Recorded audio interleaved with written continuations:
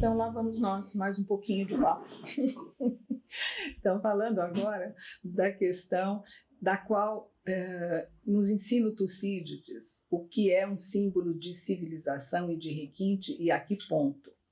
Ele, na Guerra do Peloponeso, afirma categoricamente que é a cultura da vinha que marca a passagem da barbárie à civilização. Não é pouca coisa, é o primeiro historiador do nosso mundo. Eu tenho um curso que eu faço de harmonização entre comida e vinho, e antes disso a gente fala que primeiro, então é interessante porque tem a ver com o paladar, o primeiro símbolo de civilização foi quando o homem botou sal de mar sobre a comida, que era para estimular o sabor, porque então, e daí efetivamente a mesma coisa acontece com o vinho, mas principalmente isso aqui fez uma civilização mais de pessoas menos nômades, não? Sim. Pessoas que mais criavam raízes, porque a cultura, que era mais uma filosofia romana também, não? No estilo romano, que era exatamente de plantar trigo e videira para pão e vinho, que eram aqueles alimentos que a gente falou no começo, que sempre tem que estar na mesa por cultura mesmo, para cultura. E no Mediterrâneo, a oliva, o azeite. Sim, o azeite também, mas sim, mas mais antes disso mesmo era pão e vinho. Mas e depois tinha os queijos, mas isso foi tudo depois que foi a coágulo, mais ou menos como se formaram os queijos, como se formaram os vinhos, o fato de espremer, tudo nasceu por acaso, não? Tudo foi um erro que deu certo e que depois virou um costume. É um percurso, né? É um percurso de todas as coisas. Mas eu acho importante isso como signo de sair da barbárie, porque Sim. Você explica um pouquinho sobre a questão de misturar, como se misturava vinho com água na antiguidade. Porque quando a gente falou antes do fato que a pessoa tomou um líquido esquisito que tinha se desenvolvido depois que uma uva fermentou e que fez esse efeito álcool. E daí, até por séculos para frente, o vinho,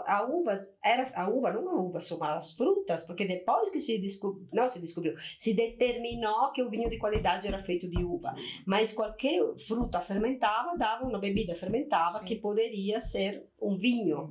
Aqui no Brasil tem os vinhos de jabuticaba, só que o vinho, depois da fermentação alcoólica, a uva depois de fermentar, ela perde o açúcar, porque o açúcar vira álcool, e o álcool dá uma sensação que não é todo mundo que gosta, um calor na boca, etc. Depois tem uma multidão de ácidos, então acidez, que também não é a coisa mais agradável para o paladar, e um paladar também que não mais grosso, como se fala, menos refinado.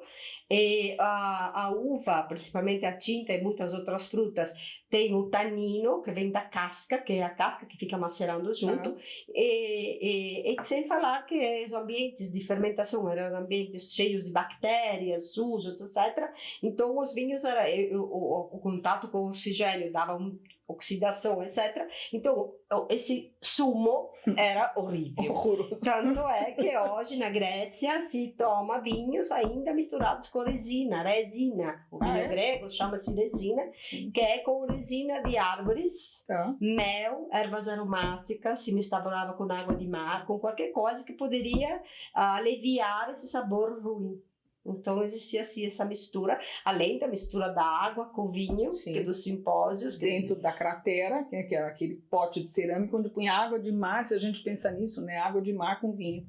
Tanto é que hoje todo mundo pergunta, mas porque você vai no restaurante, o garçom fala, não te pergunta nem se você quer água, pergunta água com ou sem gás. Eu falo, não quero água. Quando eu tô com sede, eu passo água. Mas é porque é uma questão, não sei porquê, mas enfim, mas existe esse, porque eu quero dizer, não é obrigatório tomar água com vinho. Faz bem. É melhor. Por quê? Porque o vinho é uma bebida alcoólica e diluir o álcool com água te faz beber de uma maneira mais inteligente. Pronto, ponto. Mas esse costume de água e vinho É propriamente da época dos romanos, quando o anfitrião convidava todos aqueles que a gente vê lá nos quadros, nas figuras dos livros, etc., que bebiam demais, bebiam muito, porque eles queriam. Por isso que bebiam deitados. Né? Bebiam deitados. Bebia sempre os quadros, sempre eles deitados, apoiados assim, com aquela copa de metal, Pesado. de vinho, mas o anfitrião fazia metade água e metade vinho. Batizava, se falava o vinho com água, porque era muita coisa que eles. E daí, nos tempos mais modernos, falaram: bom, você tem que misturar vinho com água, pelo menos vamos dividir, vamos pôr água de um lado e vinho do outro, então eu tenho um copo de água e a taça de vinho. Antigamente não tinha tudo como tem agora. Por exemplo, os vinhos eram até em épocas mais recentes, depois da Idade Média, até durante, eram rosados, eram claretes, se chamava, de claret. Tanto é que as uvas eram plantadas a uva, por isso que eu falo, não existe a cor do vinho. Era plantada a uva, não era plantada a variedade. Então era branca e tinta junto. Se colhia junto, significava junto. Então o vinho era feito de uva, tanto quanto fosse branco ou tinta, tanto faz. Era uva fermentada que virava vinho, e geralmente o vinho era muito clarinho. Por isso que chamava claret. Claret. Ótimo. Muito obrigada. Obrigada a você.